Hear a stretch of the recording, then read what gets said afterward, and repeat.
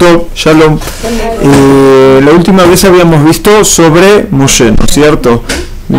Vimos bastante sobre la película de Moshe, que como les dije al final de cuando vimos la película, lo que se veía en parte es que muchas de las cosas después que van a pasar en el pueblo de Israel o en la historia del pueblo de Israel es recordando lo que había sucedido en Egipto. Inmediatamente después de eso tenemos a Yoshua. Sí, no es que vamos a ver cada uno de los personajes del Tanaj uno por uno, pero hay algunos personajes del Tanaj que marcaron épocas, ¿entienden? Si Moshe marca sobre todo primero la transformación en el pueblo, porque el pueblo empezó a ser pueblo estando en la esclavitud, y que se unieron, digamos, por algo en común, en principio por la salida de Egipto y después por recibir la Torá, para poder cumplirlas, que sea lo que le dé un contenido a ese camino.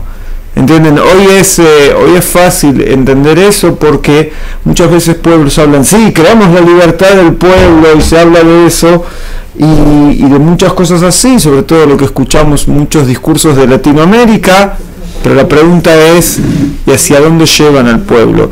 ¿Cuál es el objetivo? Y a veces parece que el objetivo es un objetivo encubierto de que los que están en el poder sigan estando en el poder, para hacer lo que quieren hacer o para ganar lo que quieren ganar, y no porque verdaderamente hay un objetivo común del pueblo, que se ve muchas veces eso, en su peor fase, que ni siquiera lo pueden ya ocultarse. Si hay lugares, por ejemplo, que hay tres poderes, ¿no es cierto? El poder legislativo, el poder judicial y tenemos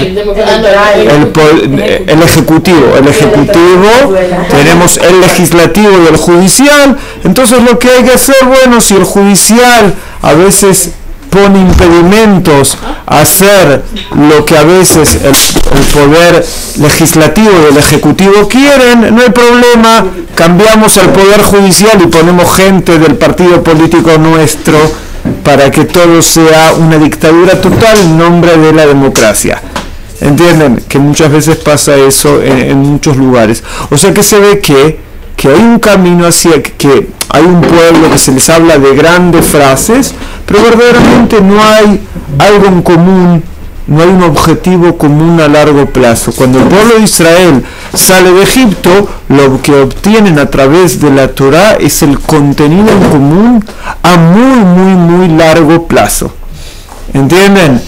Es más, fue un contenido tan bueno que fue el único contenido que duró de todos los pueblos que estaban a su alrededor en esa época, porque no existen egipcios hoy en día que crean en las mismas cosas que creían en el pasado, tampoco los sumerios, los caldeos o todos los pueblos o los asirios que estaban ahí. Ninguno tuvo un contenido que se sostuvo durante mucho tiempo, ¿no es cierto? En el siglo XX también hubo el siglo de las grandes ideologías, ¿no es cierto? Empezó con la ideología comunista, ¿no es cierto?, que arrasaba por todo tipo de lugares, pero tampoco aguantó unos años y después ese contenido se deshizo. Ni siquiera fue que se deshizo por una guerra, ¿entienden? El comunismo no cayó ni por guerras, ni por ataques, ni por nada exterior, sino que de por sí no se pudo contener. O el nazismo, que ellos cayeron por la locura en la que estaban. Y eso, todo tipo de contenidos que caen. Con Moshe recibieron no solo la libertad como pueblo, sino recibieron el contenido. Con Yoshua, que es lo que vamos a ver hoy, hay el próximo paso. ¿Entienden? ¿Cómo es el estado normal de un pueblo? Es que vive de acuerdo a su cultura y en un lugar en común, en una tierra en común. Y esa era la idea que Yoshua venía a poner en práctica, ¿entienden? Si bien Moshe dio la Torá, cuando ustedes van leyendo la Torá dice todo el tiempo que estas son las leyes que hay que cumplir cuando van a pasar el Yardén. Que ese Yardén, el río Yardén, el río Jordán, Moshe no lo va a pasar. O sea, Moshe prepara el terreno, prepara el contenido, pero ¿con quién tenían que ponerlo en práctica? Era con Yoshua, en la próxima generación, con su discípulo. En el capítulo 1 de Yoshua, Hashem se le revela a Yoshua, ¿no es cierto? Entonces, Hashem le dice a Yoshua que él, después de que Moshe murió, él se tenía que levantar, tenía que cruzar el Yardén, no solo él, sino todo el pueblo, hacia la tierra que Dios le iba a dar a ellos, a los hijos de Israel. Que era el sueño de Moshe poder hacer eso, y no lo pudo hacer. Dios le dice a Yoshua, vos vas a ser el que vas a cumplir eso. Y Dios le dice a Yoshua que todo el lugar en el cual ellos iban a pisar iba a ser para ellos, o sea, todo el lugar que ustedes van a tener presencia. A Abraham Avinu, ¿qué se le dijo? Que él tenía que recorrer la tierra a lo largo y a lo ancho. Se dice leorká u lerojba. Y a Yoshua, ¿no es cierto?, que podemos decir, si Abraham es la idea, el primero que va por los caminos de Dios, Yoshua es el que viene a ponerlo en práctica, en la práctica, que el pueblo que va por los caminos de Dios, en la tierra que Dios quiso dar a su pueblo. Entonces acá le dice, el lugar donde vas a estar, ahí va a ser tu lugar, en otras palabras. Es muy interesante que cuando el movimiento sionista empieza a tener una presencia interesante, importante aquí en Israel, también tenían en cuenta eso, que donde iban a estar, ahí iba a pasar la frontera, ahí es donde iban a estar. Entonces por eso todo el tiempo trataban de asentarse, algunos se iban muy al norte y otros se iban muy al sur. ¿Para cuál era la idea? Hacia donde nosotros vamos a llegar, hacia ahí va a ser la tierra de Israel. Es muy interesante eso. Antes del 48 estoy hablando, antes del 48 estoy leyendo un libro que habla de los años, qué pasó los años 20, los 30, y vas viendo como en cada momento se iban yendo ahí. Es muy famoso que el mapa de Israel en el norte viene desde lo que es Rosh Hanikra, viene derecho, y cuando llega antes de Kriyat Shmon, el mapa de Israel hace así, que va para arriba. ¿Y por qué había sido que iba por arriba? Porque habían 3 asentamientos, entre ellos Metula, Kfar Giladi y Tel Hai, que Metula es el punto, es el pueblo más al norte de Israel, que estaban ahí en los años después de la Primera Guerra Mundial, se establecieron ahí, y por eso después la frontera pasó por ahí en esos lugares.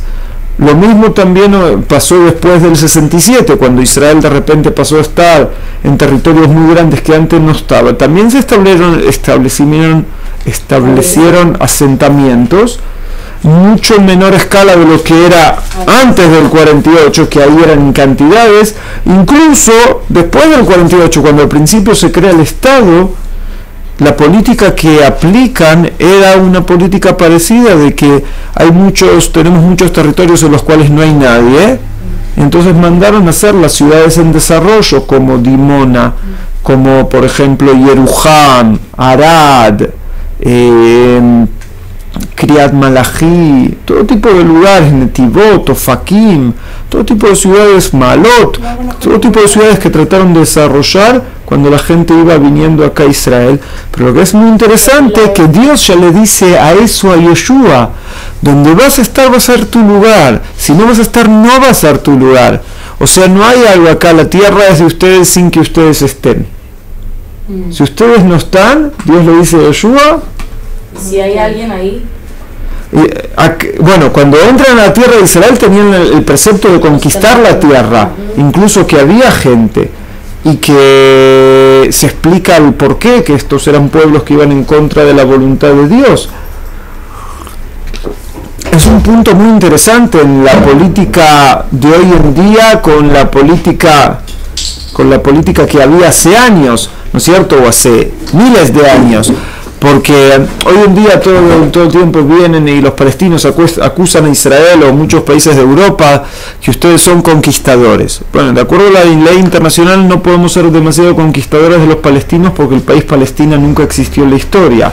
Existió que los romanos, cuando se cansaron de los judíos y de las revueltas que le hacían los judíos, cuando los conquistaron, decidieron cambiar el nombre de Yehudá, de Judea, por Palestina. ¿Está bien?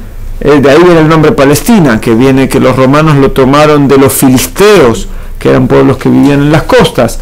Pero como el país Palestina nunca existió, no podemos ser conquistadores de los palestinos, y aparte los territorios que hoy en día están tan en disputa es muy interesante, no pasaron a estar en Israel por una guerra que inició contra Jordania, sino porque se empezó a defender de los bombardeos de Jordania en 1967 hacia Jerusalén occidental. Así Israel pasó a dominar lo que es hoy en día los territorios, que se los dominó de las manos de Jordania y no de las manos de los palestinos. Pero es muy interesante porque siempre hubo un conquistador, entonces tenemos que volver a la prehistoria, ¿entienden? Sí. Pero, según esto sí somos conquistadores. Según la Torá no hay ninguna duda que el pueblo de Israel recibió el precepto de conquistar la tierra de Israel en su momento de los pueblos cnanim. El mayor problema, lo vamos a ver, era que esos pueblos eran idólatras, que no es el problema que tenemos con los árabes, que no son idólatras. ¿Está bien? ¿Será que por eso es un poco más difícil que ellos salgan de la tierra? No, hoy en día es más difícil porque el mundo cambió. Hoy en día el mundo no acepta que un país conquiste a otro. Cuando en la antigüedad el que no conquistaba era porque era débil. ¿Entienden? No era porque recibía las fronteras del otro. El que no conquistaba era porque era débil. Esa era la norma. Y eso siguió siendo la norma hasta principios del siglo XX. Tal vez recién después de la Segunda Guerra Mundial esa norma cambió. ¿Está bien? Que incluso si uno es fuerte no va y conquista otros lugares para apoderarse del lugar. Todo. Entonces lo primero que encontramos que Dios le da este precepto a Yoshua del lugar que iba a pisar iba a ser de él, y le dice cuáles iban a ser las posibles fronteras, que le dice que era desde el desierto y el Líbano hasta el río Grande, el río Prat y toda la tierra de los Gitim y todo lo que era el mar que estaba el Mediterráneo, ¿sí? Ahora Dios también le da como una promesa a Yoshua de cosas que iban a suceder y que una brajá que podía llegar a pasar, que nadie iba a poder levantarse contra él, y de la misma manera que Dios lo apoyó a Moshe, ¿no es cierto? Porque cuando estaba Moshe no perdieron ninguna batalla, ¿entienden? Todas las batallas que había en el desierto las ganaron, iban para adelante. Hubo pequeñas cosas que en el desierto, pero no era con Moshe, sino cuando el pueblo decidió solo que querían conquistar la tierra de Israel, después del episodio de los espías, ahí fue una batalla que perdieron, pero fue la gente que fue sola. Entonces Dios le da esta promesa a Yoshua y también le dice una frase que pasa a ser un saludo de algunos movimientos juveniles hoy en día, que se llama Hazak Be'ematz, que es que hay que ser Hazak fuerte, Be'ematz y valiente. ¿Sí? Que esa es la brajá que le da Dios a Yoshua. ¿Qué? 30 años diciéndolo, no sabía de dónde venía. Bueno, ahora ya sabes de dónde viene. Hazak Be'ematz se lo dijo Dios a Yoshua. ¿Y por qué tenía que ser fuerte y valiente? Porque él tenía que heredar, recibir la tierra que Dios había prometido a los patriarcas. Y eso por un lado. Y por otro lado, también Dios le dice a Yoshua que tenía que ser fuerte y valiente para cumplir todo lo que la Torá dice y lo que Moshe le enseñó. O sea, no hay que ser solo fuerte y valiente para venir y conquistar la tierra y asentarse en ella, sino que a veces también hay que ser fuerte y valiente para poder cumplir la Torá. A veces no solo hay fuerza y valentía en lo que es una pelea, una guerra, sino en el desafío interno. Eso lo está diciendo Dios mismo a Yoshua. Fíjense, es el legado que el pueblo de Israel recibe después de Moshe. Y después también acá hay una bendición, que es una discusión política hoy en día, esta bendición. Fíjense qué interesante de dónde vienen las cosas. Que la bendición que después le dice, que Dios le dice a Yoshua, que no se aparte la Torá esta de él, y después le dice Beagita bo yomam balayla, o sea, que no se aparte la Torá y que hable de la Torá, que se ocupe de la Torá a la noche y del día. La gran pregunta es, ¿qué significa que la Torá no se aparte de su boca de noche y de día? Micrófono abierto.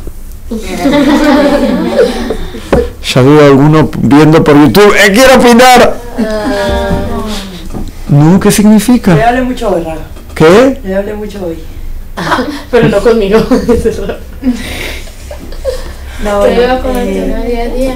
¿Qué? Que iba con la Torah día a día. no, que lo la tengamos exprese. presente, que lo tengamos presente siempre. Esa es una opción. Una opción es lo que dice Anet. Eso ya se lo digo. Tener la Torah presente de día y de noche, como le fue dicho a Yoshua, ¿no es cierto? Que no se tenía que apartar de la Torah, que la Torah no tenía que apartarse de su boca de día y de noche. ¿Y qué otra interpretación hay? Se puede dar. Expresarla. ¿Qué? Expresar la Torah. Expresar la Torah Lo o verbal ocuparse de la Torah día y noche. Enseñar a sus hijos. También. No, eso dice el Shema Israel, que hay que enseñar la Torah a sus hijos. Veshinam tan levaneja. También transmitir eso. Y tener Tú dices de día y de noche, transmitir. tenerlo De día y de noche. Una pregunta, ¿cuál es la profesión de Yoshua? guiar al pueblo. De guía. Shelia. La misma tuya. ¿Qué, guiar al pueblo? ¿Pero qué en la práctica, de qué se ocupó? ¿Qué fue lo que hizo la mayoría de su tiempo? Wow. ¿Qué? Bien, ¿qué? El pastor. De pastor no, Yoshua no era Sí, todos pastor. son pastores.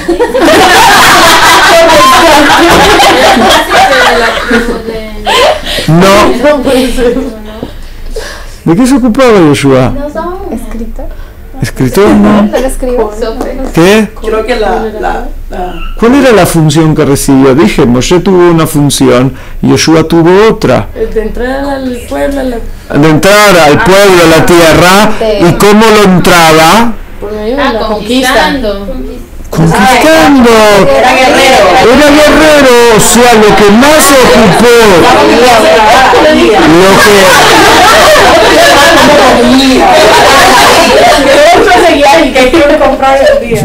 bueno, como escucharon, en hebreo saben cómo se dice que se ocupe de la Torah de día y de noche, aguita. En español muy lunfardo, la guita. En La Plata. Es la plata. Entonces ustedes dicen, ¿cómo sea la guita? ¿Cómo sea la plata de día y de noche? Como sea Yoshua, ustedes lo interpretaron, pero verdaderamente era guerrero.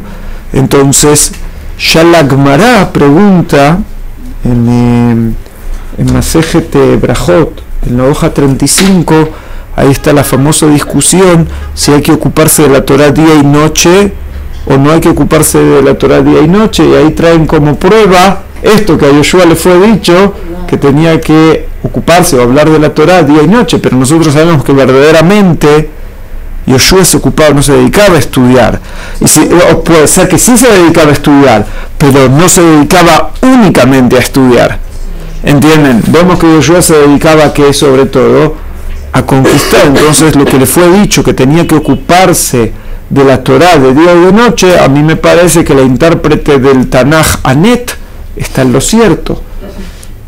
Muy bien, Anet. Gracias.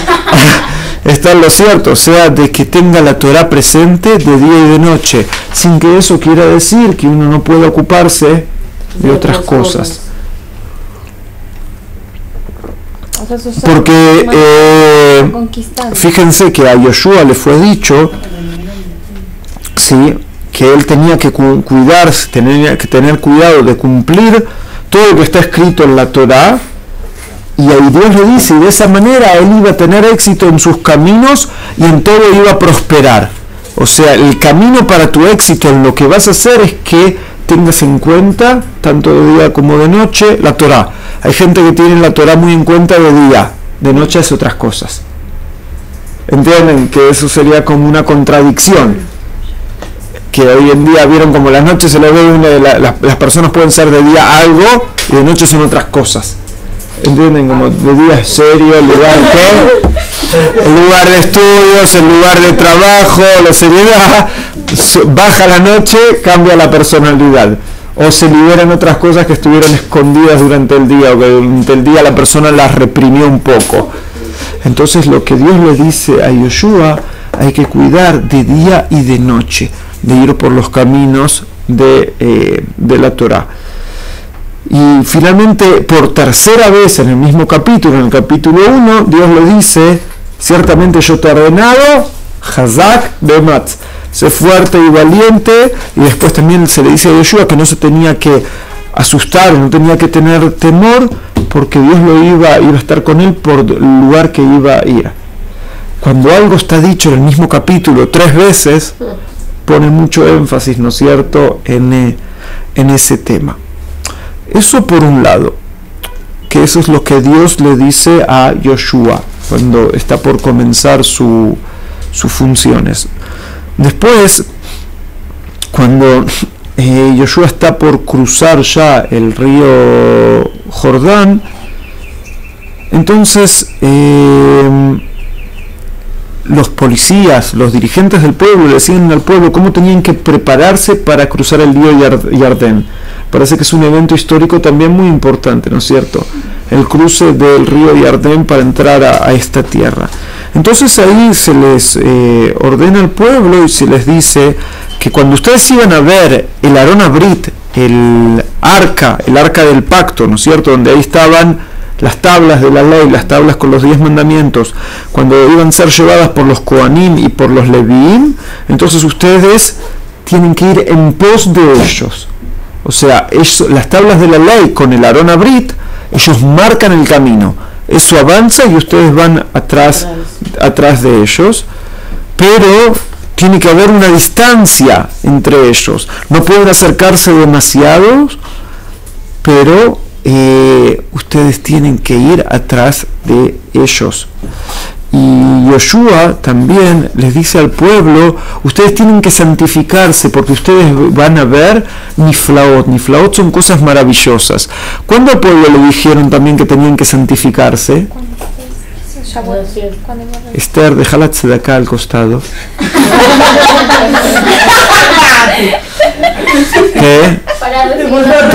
Traducción de Valeria. Para recibir la Torah, dice Valeria. Muy bien, Valeria, excelente. No tiene voz, pero tiene inteligencia, procesamiento de la clase, todo. Entonces, verdaderamente, cuando el pueblo iba a recibir la Torá, se le dijo a todo el pueblo que tenían que santificarse. Ahora, cuando van a entrar a la tierra de Israel, también se le dice que tenían que santificar. Yo me acuerdo cuando yo decidí hacer aliyá, cuando tenía 3 años, cuando tenía 16 años, y le dije a uno de los rabinos que iba a hacer aliyá, me dice, pero ten en cuenta que ir a la tierra de Israel es elevarse. Le dije, sí, ya sé que es elevarse. Entonces como que hay que estar en un nivel más alto. El grupo hasídico de Satmar, que es el único grupo que es antisionista con base. Hay muchos grupos religiosos judíos antisionistas, pero sin bases. El grupo de Satmar es antisionista con base. ¿Por qué digo que los otros no? Un segundo. ¿Por qué digo que el grupo de Satmar tiene base? Porque uno de los grandes rabinos de ese grupo escribió un libro entero porque ellos piensan que el sionismo no es lo correcto y porque hay que esperar al Mashiach. Hay muchos otros grupos que son antisionistas porque no les gusta quiénes son los gobernantes, no porque tienen algo en contra, ¿entienden? Entonces, si los gobernantes fueran muy religiosos, ellos serían muy sionistas. Pero como los gobernantes no son demasiado de su gusto, entonces por eso se hicieron no sionistas. Pero Satmar dice, estamos en contra de esto, incluso si el presidente, el primer ministro y todos los ministros serían todos religiosos, incluso de nuestro propio grupo. Ellos son los que son amigos de Ahmadinejad. Algunos que van por una línea. Satmar en forma oficial no. Satmar en forma oficial, pero hay dentro de algunos que son medios como simpatizantes de esos, que son amigos de los enemigos y los que quieren destruir y matar al pueblo de Israel. ¿Está bien?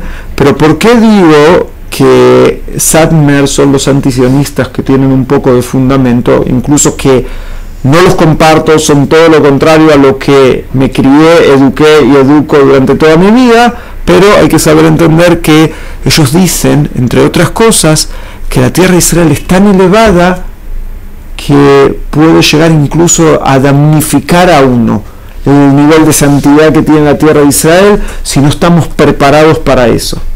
¿Está bien? El Rab Aviner, que enseña en el Mahon Meir y es uno de los rabinos de nuestra institución, dice, Sí, mira, lo que dicen ellos no tienen razón, porque lo que quedó demostrado que los judíos, ¿sí?, que no quisieron venir a Israel, a veces por tener temor en el nivel religioso, ¿qué pasó con los hijos de todos los judíos de Marruecos que se fueron a Francia o que se fueron a Canadá? El nivel religioso de ellos es mucho menor de los que vinieron a Israel. ¿Qué pasó con los judíos ashkenazim que se fueron de Europa, ¿sí?, a Latinoamérica u otros lugares de Europa?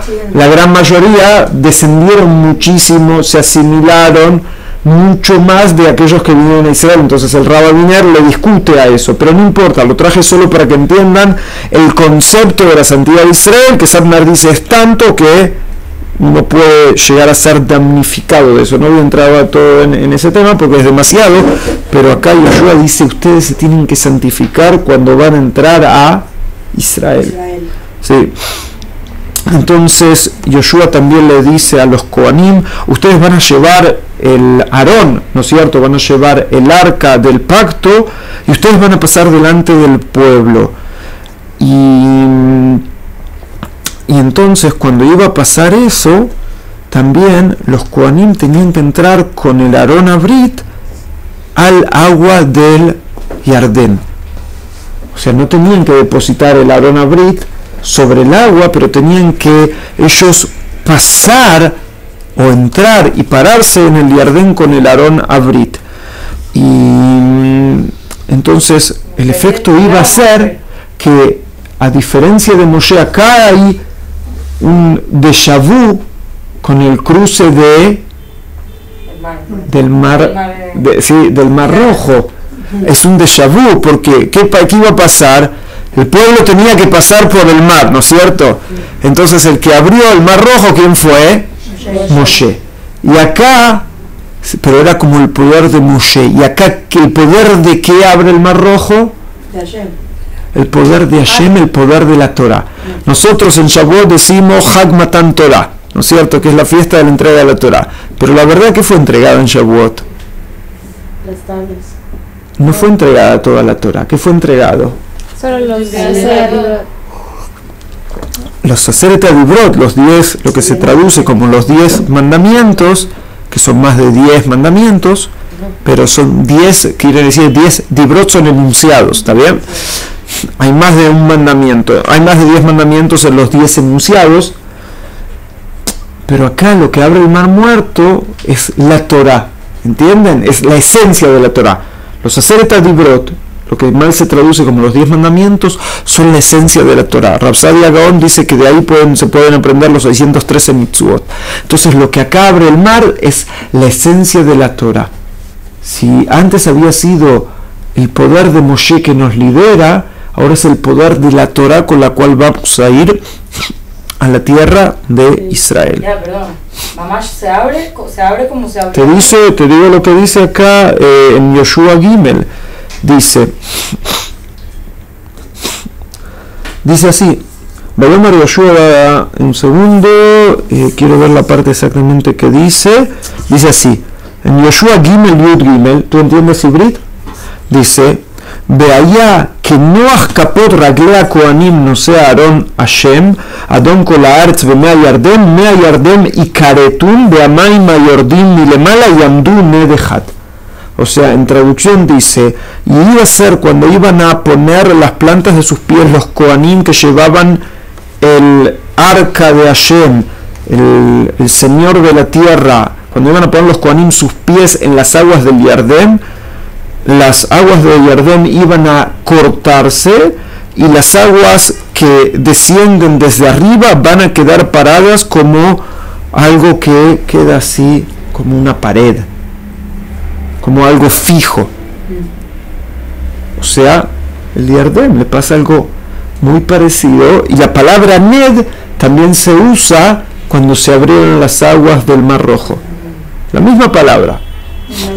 O sea, no hay ninguna duda que acá nos están haciendo una historia que nos tiene que hacer recordar la otra historia.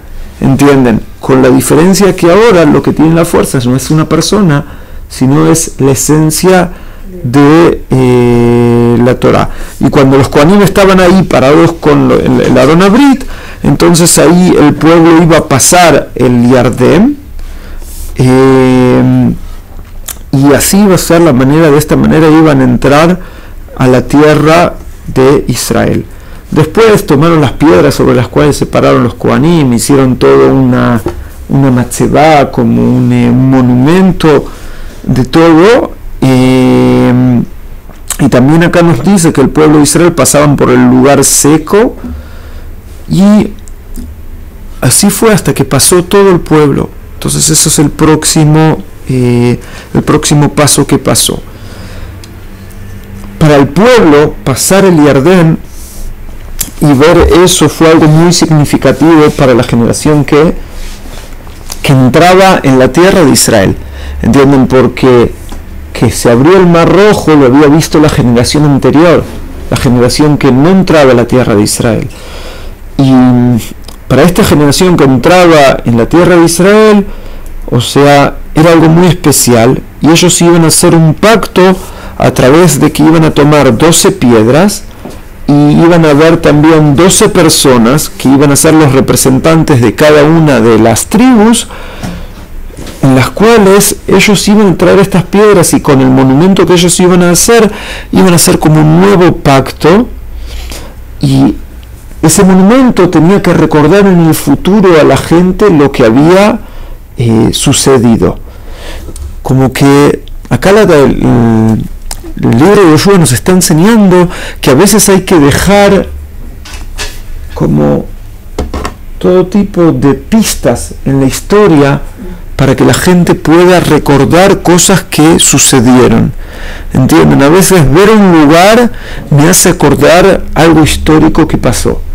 ¿Entienden? Cuando vamos a pasear a un lugar y vemos una cueva, y las que hicieron el paseo conmigo el último Shabbat, vemos una cueva y escuchamos que David estuvo por ahí, entonces vemos la cueva y enseguida nos acordamos de David y el Maguen David, ¿no es cierto? Y el escudo de David, porque vemos ese lugar. Entonces, si el pueblo de Israel también iban a tener, mi hija le escucha a David, se pone contenta.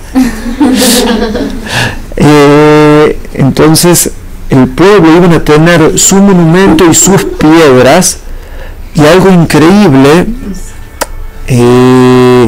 cuando el pueblo con estas piedras van y hacen un monumento también, y van a ir con estas piedras van a ir al Ar Eival. Al Ar Eival, que es el monte que está arriba de la ciudad de Shechem, que ahí es el monte de la bendición y de la maldición.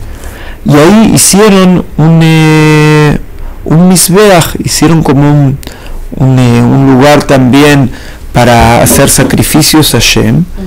Y después del año 67, cuando Israel llegó a Shechem, hubo un arqueólogo que murió hace un mes solamente, que empezó a excavar todo ese lugar, se llamó Adam Sartal, ese arqueólogo, y encontró el misbeach que él le atribuye, el misbeach de la época de Yoshua, el punto de vista arqueológico, porque encontró en donde también era el lugar donde ellos habían llegado con todo el pueblo de Israel.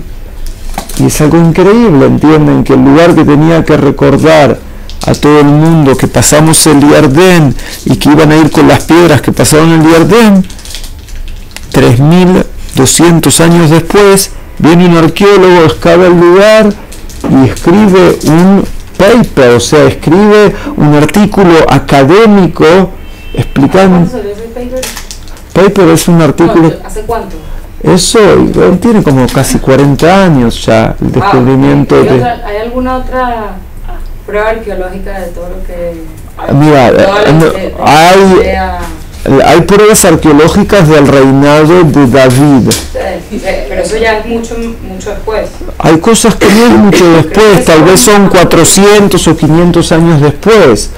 Hay pruebas arqueológicas de Birkat Kohanim escrita en una placa que está escrito en metal, en plata, que tiene casi 2800 años atrás. ¿Sí? O encontraron una piedra que decía que un reinado que se refería que era descendiente de Bet David, que era de la dinastía de David. Esas son las cosas que se encontraron. Adam Sertal encontró varias cosas así interesantes en todo lo que él excavó, que es algo muy interesante también a veces de ver o de escuchar, ¿no es cierto? Que cosas que tengan tanto valor histórico. Y por otro lado, geográficamente la Torá nos habla del Ar Grisim y el Ar Eival, y que los Kohanim tenían que estar abajo en el valle entre una montaña y otra, y cuando uno va al lugar se ve desde lejos como el valle de Shem y las dos montañas más o menos a una altura similar, que están como están descritas en la Torá. Sí, ¿querías preguntar algo, Sofía? No, que me acordé que cuando dices que en las cuevas se encuentran tantas cosas, que Adrián nos comentó que en esas cuevas de Engedi encontraron muchos pergaminos del Talmud. No del Talmud. En cuevas de Engedi encontraron, cerca de ahí, un poquito más al norte, encontraron los rollos del Mar Muerto. Tal vez él se refería a eso, que es por la misma zona, pero los rollos del Mar Muerto son mucho más jóvenes que el Mizbeach de Yoshua. Tiene 3200 años, los rollos del Mar Muerto tienen solamente 2200. 2100. Está bien, solamente. Son más jóvenes. ¿No? Pero yo tengo 20, eso es mucho tiempo. Está bien. Entonces, eso es otra de las cosas también interesantes que tenemos de los pactos que hizo Yoshua. Y después, casi eso es al principio del libro de Yoshua, pero si vamos ya a los últimos capítulos de Yoshua, cuando Yoshua ya está prácticamente llegando a su despedida, ahí la tonalidad se pone un poco más no tan positiva, tal vez. En los 3 últimos capítulos de Yoshua tenemos cosas que son llamados de atención. Por ejemplo, ustedes saben, cuando fueron a la guerra habían 3 tribus o 2 y media, que era Rubén, Gad y Hatzim, y la mitad de Menashe, que pidieron quedarse del otro lado del Jordán. Y la condición que les había puesto Moshe es: todo el tiempo que ustedes vayan con todo el pueblo de Israel a pelear, pueden quedarse ahí y después pueden volver. Y ellos lo cumplieron eso. Y cuando ellos ya después quieren volver a esos lugares que ellos eligieron, entonces Yoshua les dice: ustedes cumplieron todo lo que les dijo Moshe, el siervo de Dios. Entonces ahora también escuchen lo que yo les voy a decir. Ustedes escucharon a mi maestro Moshe, escúchenme ahora a mí. En otras palabras les dice Yoshua. Entonces dice: ustedes no abandonaron a sus hermanos mucho tiempo hasta el día de hoy y cumplieron la guardia de hacer las mitzvot de Hashem. Ahora, ¿sí?, que Dios está haciendo que sus hermanos, ¿sí?, van a quedar de este lado, como les dijo, ustedes vayan a sus tiendas, hacia la tierra cual ustedes van a sostener. Pero ¿qué más le dice? Les dice: Rak shimru meot lasot et hamitzvah vet hatorah asher tzivah etchem Moshe. Pero ahora que se van a sus tierras, cuídense mucho de cumplir la Torah que les dijo Moshe. Y no solo eso, le dice: ustedes también vayan por todos los caminos y cumplan todas las mitzvot y apéguense a Dios y sírvanlo con todo su corazón y con toda su alma. Prácticamente lo que está diciendo, lo que dice el Shema Israel, está diciendo ellos. Y si van a hacer así, bueno, después finalmente Yoshua los bendice y ellos van. O sea, ustedes vayan a vivir a donde ustedes eligieron vivir, ustedes cumplieron lo que ustedes decían, pero tengan mucho cuidado, cumplan la Torah. Eso lo dice a ellos. Se van estas 2 tribus y media, Yoshua queda con el resto, y se nos relata que Yoshua, el capítulo 23 nos relata que Yoshua ya era anciano. Entonces Yoshua ahí llama al pueblo de Israel, llama a los ancianos, llama a los líderes, a los jueces, a los encargados del orden, y dice: yo ya soy anciano, ya estoy entrado en días, y ustedes vieron todo lo que hizo Dios a los pueblos a estos pueblos delante de ustedes. Y Dios pelea para ustedes, también les dice. Pero ahora Yoshua los advierte, y ¿qué les dice? Dice, por un lado, fortalezcanse mucho para cumplir todo lo que está escrito en la Torá de Moshe, de no alejarse ni a la derecha ni a la izquierda, pero también les dice, y cuídense mucho de no venir y no entrar dentro de los pueblos que tienen alrededor de ustedes, y de no empezar a clamar y a llamar en nombre de los dioses de ellos, y no los sirvan a los dioses de ellos, y no se arrodillen delante de ellos, sino que ustedes tienen que apegarse solo a Dios. Y después sigue que Dios lo que hizo con ellos, pero y otra vez los advierte del tema de otros dioses. ¿Por qué? ¿Por qué Yoshua hace eso?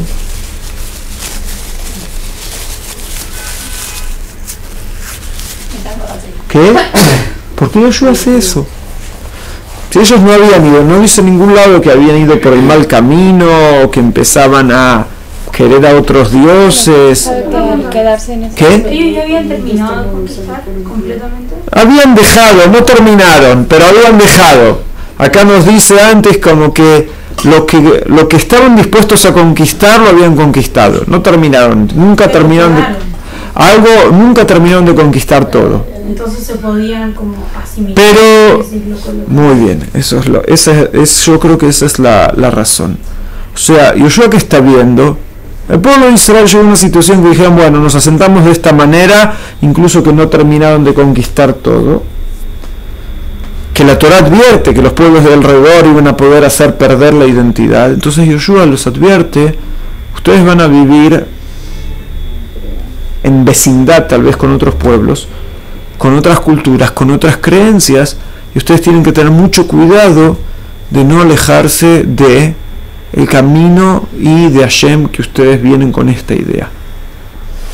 Eso es algo que hasta hoy en día a la gente le es muy difícil de cumplir, ¿entienden? Porque la gente, sí, se dice que el ser humano es el mejor mono, ¿no es cierto? Hay gente que dice que el hombre viene del mono, pero muchas veces el hombre quiere llegar a ser, o sea, ¿no es cierto? Algunos que hablan de la evolución dicen que el hombre viene del mono, pero podemos también decir que el hombre a veces quiere que se imita, es como el mono en imitar muchísimo. O sea, las personas ven que la gente se viste así, incluso que hace 20 años era un horror vestirse así. La gente ve que la gente se comporta de esta manera, la gente imita y se comporta de esta manera. Incluso que hace 30 años era terrible comportarse de esa manera. ¿Entienden? La gente imita, y somos todos súper influenciables por la sociedad, por quien tenemos alrededor y todo eso. Yo siempre digo, la persona inteligente se busca por quien ser influenciado. Así, ese es mi lema. Sí, la persona inteligente tiene que buscar quién lo va a influenciar, no decir, no, yo soy fuerte, a mí nadie me va a cambiar de mi camino. Hay que saber que somos ¿qué? Saber de quién copiarse, o sea, hay que ser un mono inteligente. Hay que saber a quién imitar y no imitar a cualquiera porque hace algo. ¿Entienden? Entonces Yoshua les está diciendo, ustedes tienen que tener muchísimo cuidado sobre esto, ¿sí? Y también Yoshua los advierte que de la misma manera que vino sobre ustedes toda esta bondad, toda esta brajá, toda esta bendición, que pudieran entrar a la tierra, pudieran asentarse en ella, también puede venir sobre ustedes todo lo malo, hasta que Dios los va a destruir sobre esta tierra tan buena que les está dando. O sea que Yoshua también les está diciendo, estar en esta tierra tiene un precio. ¿Cuál es el precio? El precio es el comportamiento que ustedes tengan. Si ustedes no van a pagar ese precio, el precio que van a pagar va a ser otro, o sea, va a ser el precio de la destrucción. Y dice, y si ustedes van a si van a pasar por arriba el pacto que tienen con Dios, entonces, y van ustedes a servir otros dioses, entonces van a perderse muy rápidamente de esta tierra. Fíjense cómo empezamos. Una de las cosas que hizo Yoshua, que ellos podían entrar a la tierra porque la Torá, la esencia de la Torá, les abría el camino a la tierra. ¿Se acuerdan que les dije que la esencia de la Torá, que estaba en los 10 mandamientos, en los mal llamados 10 mandamientos, fue lo que les abrió el camino a la tierra? Si se iban a alejar de la esencia de la Torá, esos también le iban a abrir el camino, pero ¿hacia qué? Hacia irse de la tierra. ¿Entienden? Como que es, un segundo, que es el círculo que se cierra. La esencia de la Torá les abrieron el camino a la tierra de Israel, y si ustedes no van a estar apegados a eso, eso mismo les va a abrir el camino, como vieron la película Efecto mariposa. Efecto marcha, cuando va para atrás. Vieron que la película va para atrás, y si la ponemos para atrás, uno camina para atrás. Es eso lo que se le está diciendo al final del libro de Yoshua. O sea, ustedes hacen la película, ¿entienden? Ustedes hacen la película, que ustedes van a ir para adelante o que ustedes van a ir para atrás. ¿Querías preguntar algo? Sí, ¿por qué no quisieron entrar? ¿Por qué qué? ¿Por qué se quisieron quedar antes del Jardín? ¿Cuál era la Pero ¿por qué quedarse antes de... ¿Por qué los que quisieron quedarse?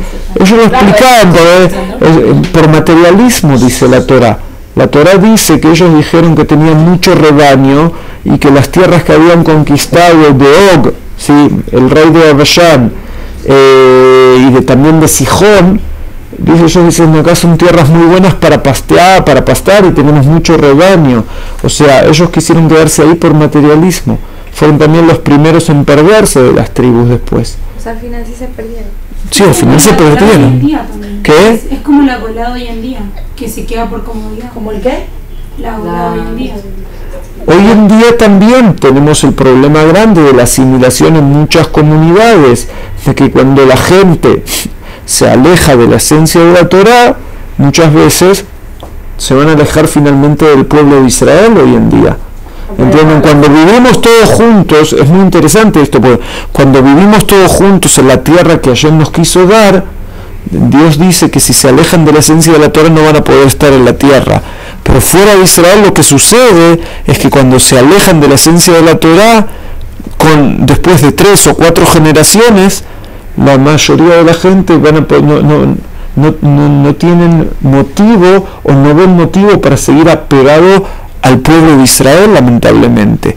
¿Entienden? El modelo de estar alejado de la esencia de la Torá y seguir siendo parte del pueblo de Israel fracasó en todas las diásporas, en donde quisieron hacer comunidades de judíos no religiosos, y los índices de judíos que no siguen siendo judíos o que se casan fuera del judaísmo van más allá de la mitad de la comunidad, que eso nos marca un fracaso en un modelo que quisieron decir, podemos ser judíos alejados de la esencia de la Torá. ¿Está bien?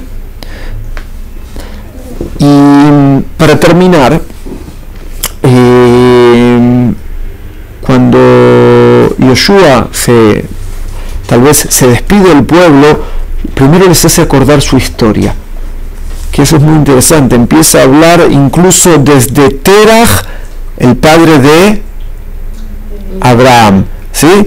Ella habla desde Terach. Yoshua dice, Terach había Abraham, había Nahor, que empieza a hablar de ahí, empieza a hablarles un poco de su propia historia, y tal vez él los quiere hacer reflexionar sobre el camino que ellos pasaron hasta llegar a este lugar. ¿Entienden? Cuando uno a veces no conoce toda la historia de algo, cómo se llegó a algo, uno no lo valora. Entonces tal vez Yoshua quiso que ellos tomen en cuenta toda la historia para que valoren lo que Dios les dio, para que le teman de Él, para que lo sirvan a Dios por todo lo que hizo. Y es muy interesante que Yoshua también les dice, les da como una opción, una puerta abierta, y les dice, si para ustedes es malo servirlo a Dios, dice, váyanse y váyanse a otro Dios, a otra divinidad, ¿sí? Pero si ustedes quieren estar acá, ¿sí? Entonces sepan que esta es la condición. Para estar en la tierra de Israel, ustedes tienen que ser fieles a Hashem. Eliyahu Naví en cierto momento también les dice algo parecido al pueblo, cuando el pueblo no estaba muy definido si estaban con Hashem o si estaban con el Baal, también les dice, deciden dónde están ustedes. Yoshua cuando se va, también les deja, como les dice, les deja esa puerta abierta, ¿sí? Y el pueblo ahí le contestan a Yoshua, Jalila, ¿no? Dios no quiera que nos alejamos y queremos elegir esto. Entonces tenemos que saber, tal vez es el último mensaje de Yoshua, que cuando uno elige ir por los caminos de Hashem, uno tiene que tener ¿qué? Un compromiso. Esto no es un juego, ¿sí? Y tal vez esto sale en contra de lo que mucha gente piensa, que te dice, yo soy muy religioso, estoy muy apegado a Dios en mi corazón. Y lo que la Torá y lo que Yoshua y lo que siempre nos enseñaron es que no hay que ser solo apegado a Dios en el corazón, sino más que todo hay que ser apegado a Hashem en las acciones. Y así, esa es la gran lección que se le quiere dar al pueblo de Israel cuando empieza a vivir en esta tierra. Bueno, hasta acá por hoy.